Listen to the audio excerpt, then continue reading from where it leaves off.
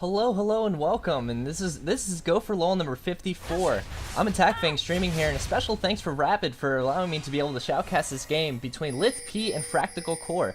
Right now we have some pings being issued out from Lithp to possibly invade into the purple team's red. Right now we have Little Will on Ezreal, we have Damn Infernum on Sona, we have 7 Envy on Riven, we have Valentine King in mid as Mordekaiser and Jesse top as Olaf. On the other team, for Fractal Core, we have Vayne bottom lane with Joker Spawn as Nunu. It looks like we have some disconnects happening right here. It looks like Cody, the Ahri, is disconnected. This could be interesting for their play counter jungle. Right now, purple team is defending their blue, while blue team over here is actually going for their red. They could have some problems here because if they take the red, it would be some problems for Udyr jungle for some ganks early. But it's hard for them because right now Ahri is not in the game currently. For the rest of the lineup though, we have Tej88 on Udyr, we have Cody as Ahri mid, and Mr. Evan 387 up top lane versus versus Olaf as Yorick. Taking a look here, it looks like they're gonna try to defend their red at the same time, also invading their red.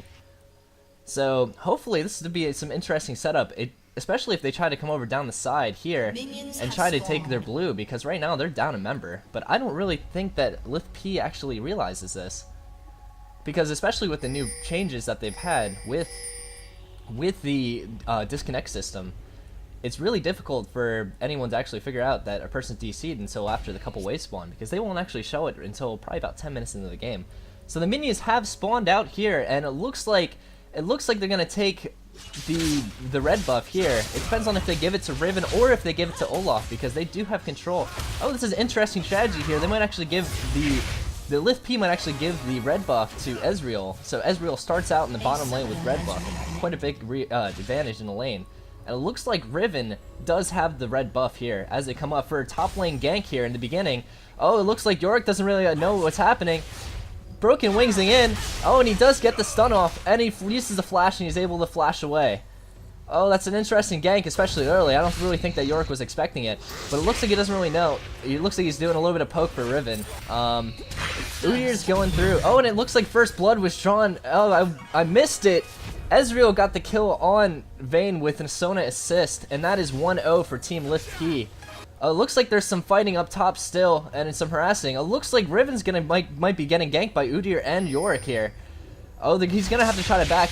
The W goes on from Yorick, and he does get the 3 stacks. Oh, and he might get the kill on Yorick. Ignite goes on to Riven as both Riven and Yorick fall, and that's a 1-1 exchange. Olaf and Udyr are fighting back and forth, and this is already a 2-1 lead. Oh, Mordekaiser comes down from the side, gets the Ignite up, and Udyr gets killed for the 3-1 advantage for Team Lithp. That's some pretty interesting action early. There hasn't been a lot of farming, but looking at the farming meters, it looks like Ezreal is 18 CS versus Vayne's 4. He has quite a bit of advantage with the red buff. And it looks like all the lanes are having a pretty good time. Every lane is being pushed right now. Wards are being going out. It looks like there's a lot of vision between Team Lithp compared to the other team, Team Fractal Core. Team Fractal Core doesn't really have any vision, while in comparison, the Sona does have some wards out for the entrance going into the dragon and the Tri-Brush. So they do now have some vision on where Udyr will gank.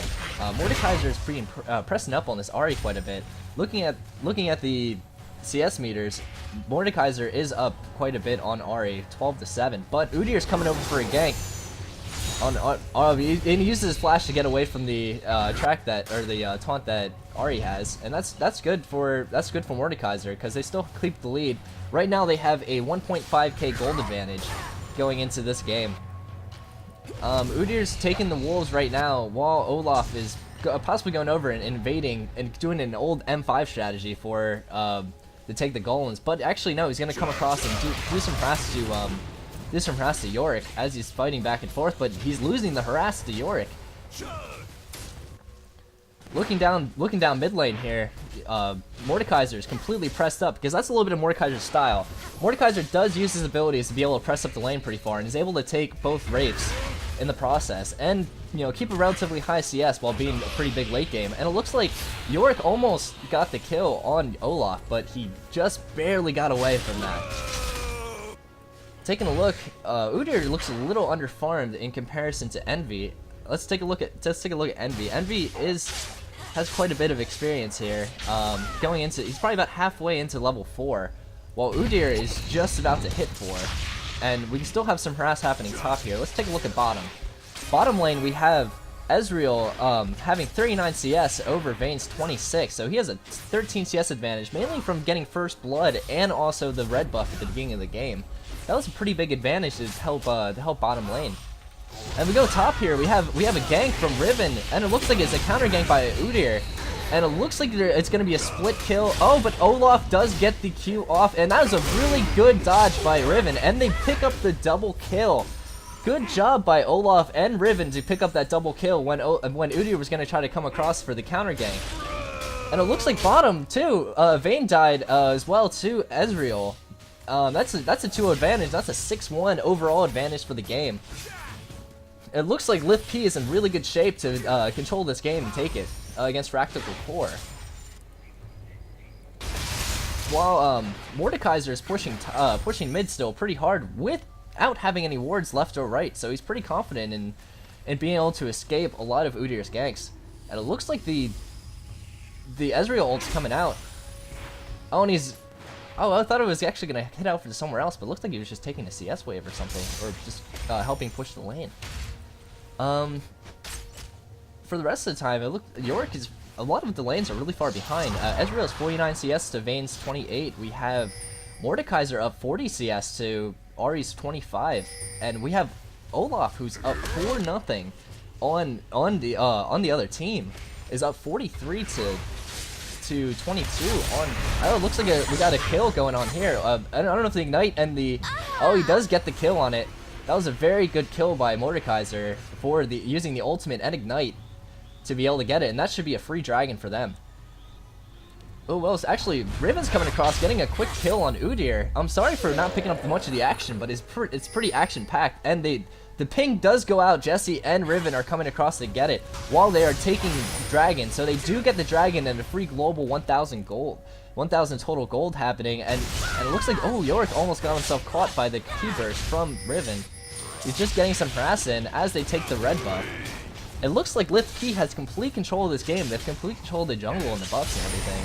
So it's going to be pretty tough for Practical Core to be able to come back from an 8-1 lead and already a 5k gold advantage. It looks like Olaf is going to come across here from top. He's going to try to get the axe off. Yorick's going to try to fight this, but he does get the flash off, but Riven can finish him off here. Oh, but he's gonna die to the tower. Ooh, I don't know if that's a particularly good trade, but he does trade and give Olaf yet another kill to get the unstoppable streak. Right now they're actually bot lane is taking the blue and pushing it looks like pushing the tower. I believe they're not taking any of the towers because they don't want to be able to be stuck roaming and give them a chance to get back into the game. Quite a good bit of harass from Little Will, using the Exon's Flux and the Mystic Shot to be able to take Ahri down to around half HP. Looks like Udyr's gonna try to get a gank here on Jesse, but he might not be able to get back in time. Look at the level differences though. Jesse is at level 8, while the enemy jungler just hit level 5 from getting that blue caster minion. That's a pretty big advantage to have in the game, as Riven's 6, and it looks like she's been 6 for quite a long time. Taking a look at bot lane. Bot lane's pressed pretty hard right now, but all 3 lanes are doing relatively well. That's a new word there, faratively. Ezreal is getting harassed, especially with the blue buff. He's able to keep constantly harassing. He does get the ult up, and that does quite a bit of damage over there, and it looks like Olaf might get harassed by Yorick coming in, but I don't know if that's a particularly great strategy as he's getting bursted down, and it looks like Olaf is going to pick up the kill with that blue buff. And bot lane picked up a double kill as well, while Olaf is getting kited by Yorick, but that was not enough. and Olaf picks up the dominating streak. I'm sorry for not picking up all the details here, but there's a lot of action that's happening in the first 9 minutes of the game. We already have 14 kills in 10 minutes. It's almost like one of the solo queue games. But looking at the CS meters though, it's what there are a lot of CS happening. And taking a look at the gold, we have Olaf already with a 4.4k gold in comparison to Yorick's 2.3k. Most people on the team, excluding the support, are at least 3k, and the flash goes on with Mordekaiser with the gank from 7 Envy, and they do pick up the kill on Ahri. That was a great gank by Lithp going into this, and it looks like they're gonna take mid tower out of it at 10 minutes into the game. So they're already down 1 tower and almost 9k gold. They're backing right now. Looks like they might try to take another tower, or possibly wait for Baron to spawn in 4 minutes. Looks like Riven's gonna try to go up top for a gank on Yorick. Especially with double buff, this could be pretty possible, but it looks like Riven's just gonna go over and grab both the golems right here.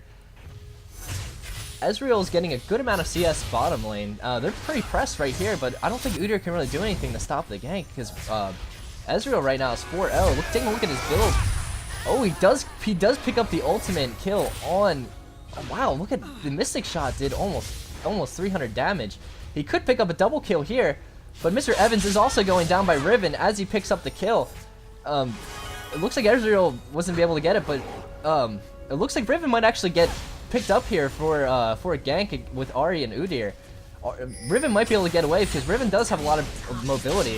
Looks like he's gonna go straight for the kill, or just possibly get away. Oh, he's gonna try to get the kill on Ahri, and he does pick it up for the death.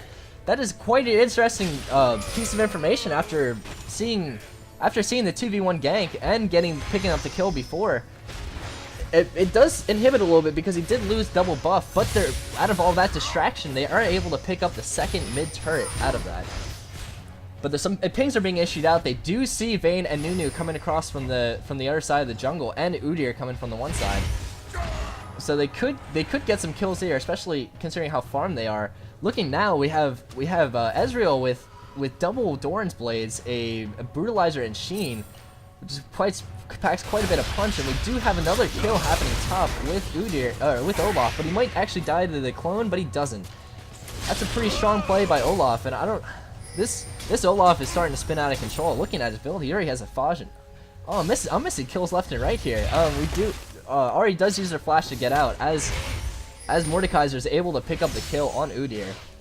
Some pings being issued out. Dragon looks like it's just about to be spawned again. They could be trying to pick up the next dragon, and I don't really know if Fractal Core can actually be able to pick that up. Taking a look here at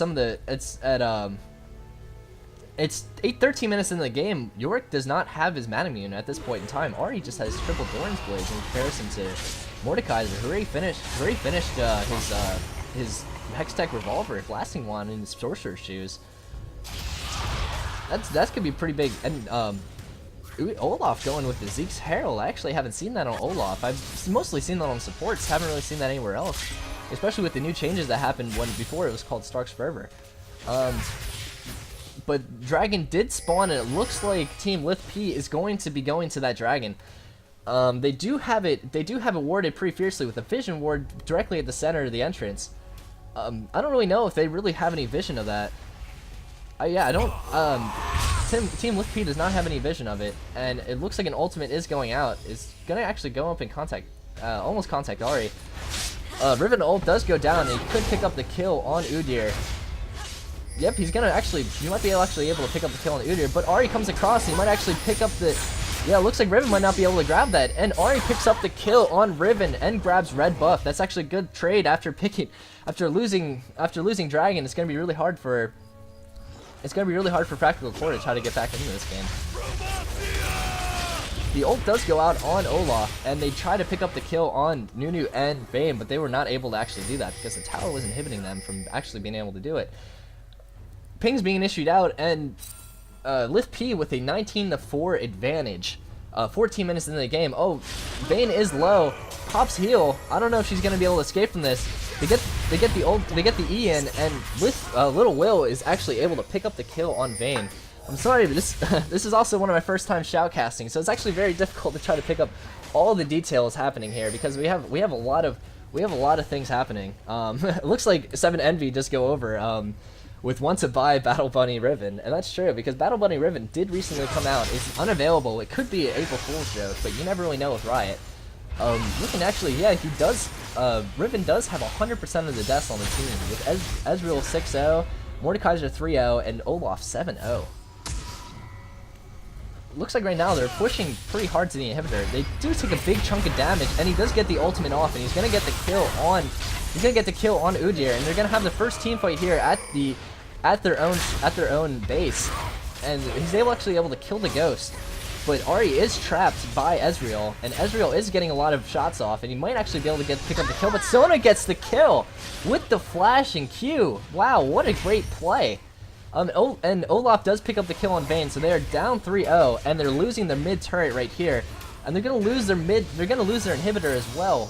Nunu's gonna get caught and gets because of the red buff, and Little Will picks up the kill. This is turning into be a pretty one-sided game as Yorick is stuck here by Baron. I'm not 100% sure, and Riven's grabbing the blue, so they pretty much have complete control of the map.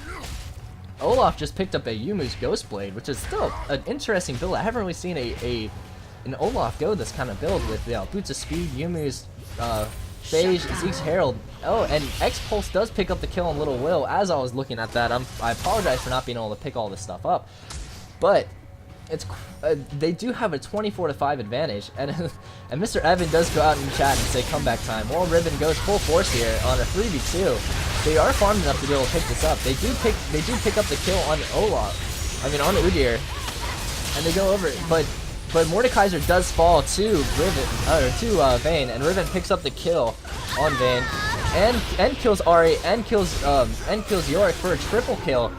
And Olaf comes in and finishes it up using the E to kill Nunu before he's actually able to get his ult off for a complete ace. And it looks like this is going to be the end of the game. Yeah, they have almost twice the amount of gold as Fractal Core, and they're going to take both inhibitors off this, and they could possibly even finish the game from here.